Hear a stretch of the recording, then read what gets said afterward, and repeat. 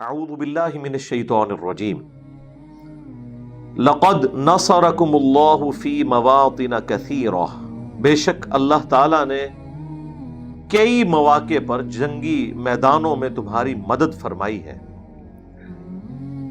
व यौम हुनैन, और हुनैन के दिन तो बिलखुसूस। अब चूंकि ये किताल के हवाले से सूरत है तो इसलिए अल्लाह ताला ने जो उम्मत मुहम्मदिया सल्लल्लाहु अलैहि वसल्लम का खासा है यानी क़िताल, अल्लाह ताला की तरफ से जो अज़ाब इस्तिसाल है काफिरों के ऊपर, रसूलुल्लाह की खुसूसियत है सल्लल्लाहु अलैहि वसल्लम, उसके हवाले से मुसलमानों को मोटिवेट करने के लिए जो पहले की जंगें हैं उनकी तरफ इशारा फरमाया कि अल्लाह ताला ने बहुत से मौके पर तुम्हारी गैबी मदद फरमाई। ग़ज़वा बदर के अंदर भी फरमाई फरिश्तों के जरिए, ग़ज़वा उहद के अंदर भी, ग़ज़वा खंदक में भी जब ठंडी हवाएं चलना शुरू हो गई। ये सारी डिटेल्स आपको वक्तन फ़वक्तन, ग़ज़वा उहद की तो हम कमेंट्री सूरह आल इमरान की 60 आयात के अंदर कवर कर चुके हैं, ग़ज़वा बदर सूरतुल अनफाल के अंदर, और ग़ज़वा अहज़ाब इंशाअल्लाह ताला आएगा सूरतुल अहज़ाब में, ग़ज़वा खंदक, और सूरह तौबा में जो रसूलुल्लाह की ज़िंदगी का आखिरी ग़ज़वा है सल्लल्लाहु अलैहि वसल्लम, ग़ज़वा तबूक, उसका जिक्र है। तो अल्लाह ताला ग़ज़वा तबूक के लिए जो मुसलमानों को तैयार फरमा रहा है, उसी कॉन्टेक्स्ट में ये बात हो रही है कि अल्लाह ताला ने कई मौके के ऊपर तुम्हारी मदद फरमाई, बिलखुसूस हुनैन के दिन। ये जो ग़ज़वा हुनैन है ना, ये फ़तह मक्का वाले साल हुआ था, फ़तह मक्का के फ़ौरन बाद, ऑलमोस्ट 3 महीने के बाद, और ये अरब की सरजमीन पर मुशरिकीन अरब के खिलाफ आखिरी जंग थी, फैसला कुन जंग। वैसे तो फतह मक्का के बाद ही मुसलमानों की धाक बैठ गई थी, लेकिन अभी कुछ कबाइल बाकी थे जिन्हें अपनी जंगी सलाहियतों के ऊपर नाज था और वो रसूलुल्लाह की बैत करने के लिए तैयार नहीं हुए, वरना अक्सरियत ने तो नबी इस्लाम का गलबा कबूल कर लिया था। बाज़ ने एज ए पैगम्बर किया, बाज़ ने एक वार लॉर्ड के तौर पर कि एक ऐसा जंगजू है, कबीले का सरदार जिसने तमाम कबाइल को सरनगू कर दिया। और इसी का जिक्र आया, इज़ा जाअ नस्रुल्लाहि वल फत्ह वराइतन नास यदखुलून फी दीनिल्लाहि अफ़वाजा। बेशक अल्लाह ताला की तरफ से फतह आ पहुंची और तुम देख रहे हो कि लोग ग्रोह दर ग्रोह दीन में दाखिल हो रहे हैं, और वो ग्रोह दर ग्रोह लोग रसूलुल्लाह के उस गलबे की वजह से आपकी बैत कर रहे थे। लेकिन अब रसूलुल्लाह के केस में सल्लल्लाहु अलैहि वसल्लम आप सिर्फ एक कबीले के सरदार या जंगजू की हैसियत से नहीं थे, बल्कि अल्लाह के पैगंबर भी थे। लिहाजा बैत उस जमाने में भी होती थी, बड़े सरदारों की बैत लोग करते थे, उनके पीछे चलने वाले। अब रसूलुल्लाह की बैत ज़ाहिर है वो फिर एक पैगंबर को मानना भी, अल्लाह की तौहीद का इकरार करना भी होता था। इसीलिए आराब के बारे में सूरह अल हुजरात में आया है कि ये पेंडू बादिया नशीन आराबी लोग कहते हैं कि हम ईमान लेकर आए हैं। तुम फरमाओ तुम ईमान नहीं लेकर आए, ओलू असलम ना, बल्कि कहो हम इस्लाम लेकर आए। ईमान तो अभी तुम्हारे दिलों में दाखिल ही नहीं हुआ। जब तक तुम इस्लाम को प्रैक्टिस नहीं करोगे उस वक्त तक कन्विक्शन वाला ईमान तुम्हारे अंदर पैदा नहीं होगा कि ये कोई जंगजू नहीं है।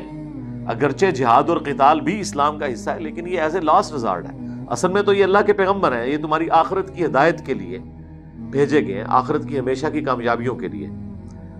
तो हुनैन के मौका के ऊपर 2 बड़े जो कबाइल अरब के थे, हवाज़न और सकीफ, बनु सकीफ, जो ताइफ के अंदर एक बड़ा कबीला था जंगजू, इन लोगों ने अपनी आखिरी कोशिश की कि ये भी मुसलमानों को किसी तरीके से काउंटर करें। ये अपना लश्कर लेकर आए और इनसे तादाद में बड़ा लश्कर था मुसलमानों के पास, 12,000 का लश्कर। यहाँ तो इशारतन गुफ्तगू आएगी, मैं उसका पूरा आपको पस मंजर बता रहा हूँ। बुखारी मुस्लिम दोनों में हदीस है कि जब कबीला हवाज़न के लोगों ने तीर चलाने शुरू किए तो मुसलमानों का काफी नुकसान हुआ और वो पुश्त फेर कर भागे। यहाँ पर भी जिक्र आ जाएगा। और उस वक्त चंद मुसलमानों ने जंग से पहले कुछ कलिमात ऐसे बोले थे जो अल्लाह को तकब्बुर वाले कलिमात पसंद नहीं आए। वो तो बुखारी मुस्लिम में हदीस है, तकब्बुर मेरी चादर है, जो मेरी चादर को छेड़ेगा उसको मैं नहीं छोड़ूंगा। یعنی اگلے زمانوں میں آپ کو پتا ہے نا کہ جو قبائل کے سردار تھے وہ اپنے شولڈر کے اوپر ایک ایکسٹرا پرنا یا چادر رکھا کرتے تھے. آج کل علماء بھی آپ دیکھتے ہیں کہ رکھتے ہیں. اب کوئی عالم دین جا رہا ہو جس نے یہاں پرنا رکھا ہو, آپ جا کے ایسے کھینچیں اس کا پرنا تو آپ دیکھیں اس کا غصہ آسمانوں پہ جائے گا. تو یعنی ایک ٹریڈیشن تھی. تو وہ عرب کے لوگوں کو اس بات کو سمجھانے کے لیے بات کی گئی کہ یہ تکبر میری چادر ہے, اس کو جو ہاتھ ڈالے گا اس کو میں نہیں چھوڑوں گا. بخاری مسلم میں حدیث ہے کہ جس کے دل میں رائی کے دانے کے برابر بھی تکبر ہوگا نا, تو اللہ کے نبی علیہ السلام فرماتے ہیں کہ وہ پھر جنت میں نہیں جائے گا. سیدھی سی بات ہے. تو یہ بڑا کریٹیکل ایشو ہے تکبر کے حوالے سے. اب وہ تکبر پر مبنی کچھ جملے انہوں نے بول دیے. انہوں نے کہا کہ بدر میں ہم کم تھے, اس وقت غالب آئے تھے, آج تو ہماری تعداد بھی زیادہ ہے, آج ہم کافروں پر غالب آئیں گے. یعنی جیسے ہی ریسورسز بڑھے, اسباب بڑھے, مسبب الاسباب کا کنسیپٹ پیچھے چلا گیا. اور ہوں ایک پیغمبر کے ساتھی, پیغمبر کی صحبت نصیب ہو, قرآن ان کی موجودگی میں نازل ہو رہا ہو, اور پھر ان کی زبان سے ایسے جملے نکلے, مجھے اور آپ کو تو معافی کی کوئی گنجائش نکل سکتی ہے, ان کے لیے کوئی معافی نہیں. جن کے رتبے بلند ہوتے ہیں نا, ان کے امتحان بھی اسی حوالے سے سخت ہوتے ہیں. بس پھر اللہ تعالیٰ نے جو ذکر کیا کہ وہاں پھر تمہیں بھاگنے کی جگہ بھی نہیں ملی, زمین تنگ ہو گئی تمہارے اوپر. صرف 80 لوگ رسول اللہ کے ساتھ رہ گئے صلی اللہ علیہ وآلہ وسلم. 12,000 میں 80 کچھ بھی ہیں تیرے محبوب کی امت سے ہیں. حرمت رسول پر جان بھی قربان ہے. جو اوریجنل تھے نا یہ اس پیکج کے لینے والے اور دعویٰ کرنے والے, جو واقعی جن کو یہ دعویٰ جچتا تھا, حرمت رسول پر جان بھی قربان ہے, ان 12,000 میں سے بھی صرف 80 بندے حضور کے ساتھ رہ گئے. نبی علیہ السلام نے میدان نہیں چھوڑا. یہ وہ موقع تھا جہاں پتہ چلا کہ رسول اللہ واقعی ٹیم لیڈر بھی ہیں, اللہ کے پیغمبر ہیں, اور انہیں اللہ پر یقین ہے کہ فتح میرا مقدر ہے, اور کنوکشن ہے.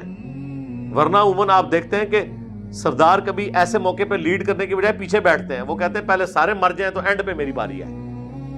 اور نبی علیہ السلام جو ہے وہ آگے بڑھ رہے ہیں, 80 کا لشکر صرف آپ کے ساتھ ہے. اور اسی میں آپ کے ایک چچا زاد بھی تھے, ابو سفیان. ایک ابو سفیان وہ ہے جو حضرت معاویہ کے والد ہیں, یہ وہ ابو سفیان نہیں ہے.